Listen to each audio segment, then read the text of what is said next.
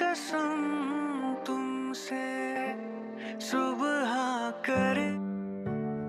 আসসালামু আলাইকুম, সবাই কেমন আছেন? আশা করছি সবাই ভালো আছেন। চট্টগ্রাম ডিসি পার্কে গিয়েছিলাম। এটা সবার চেনা পরিচিত একটি জায়গা, মোটামুটি এখন সবার পছন্দনীয় একটি জায়গা। আর এই ব্লগ ভিডিওটা অনেক আগের, আমি অনেক লেট করে শেয়ার করছি সবার সাথে। মেবি জানুয়ারির দিকে গিয়েছিলাম, আর খুব সুন্দর ছিল তখনও, এখনও অনেক বেশি সুন্দর মাশাআল্লাহ।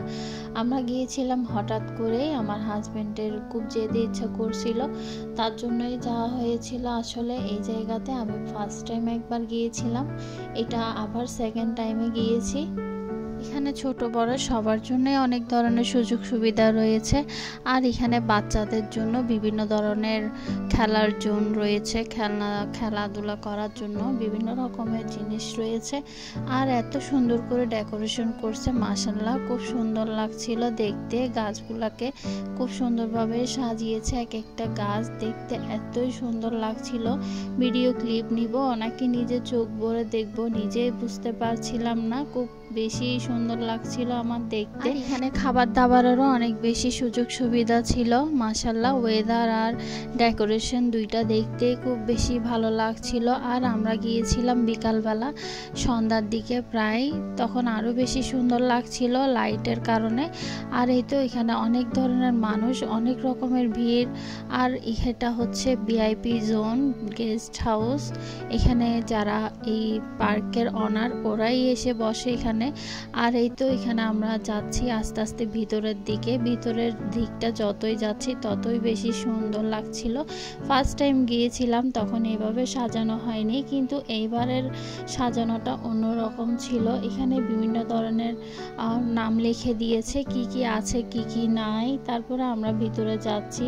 এই ভিতরে যাওয়ার সময় ফুলের গেটগুলা এত সুন্দর লাগছিল। এখানে বিভিন্ন রকমের ফুল, যারা ফুল খুব বেশি পছন্দ করে তাদের কাছে খুব বেশি সুন্দর লাগবে এই জায়গাগুলো।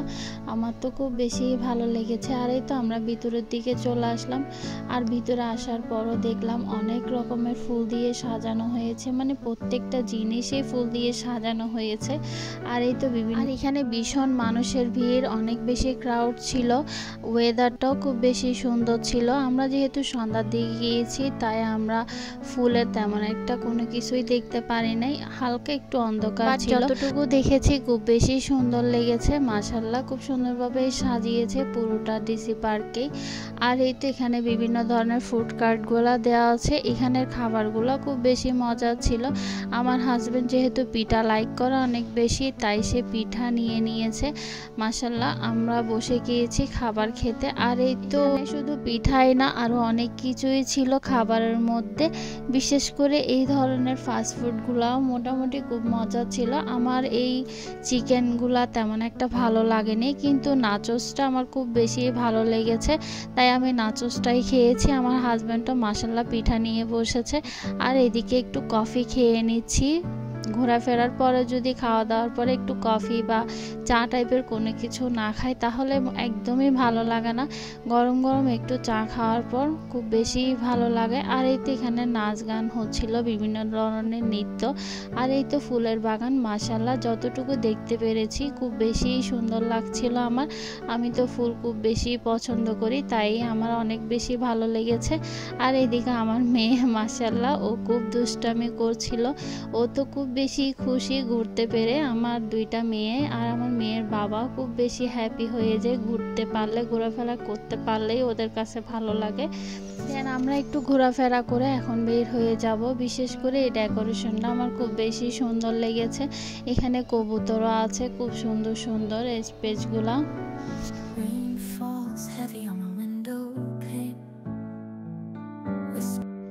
আমরা ব্যাক করছি। ব্যাক করার সময় খুব সুন্দর এই দৃশ্যগুলা, খুব বেশি সুন্দর লাগছিল আমার দেখে।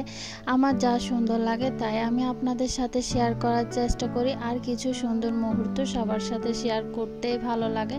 আর এই তো আমার মেয়েরা এই ড্রাগনটার মধ্যে বসবে, ওরা চড়বে। ভালো থাকবেন, আজকের মতো এতটুকুই শেয়ার করলাম। আল্লাহ হাফেজ।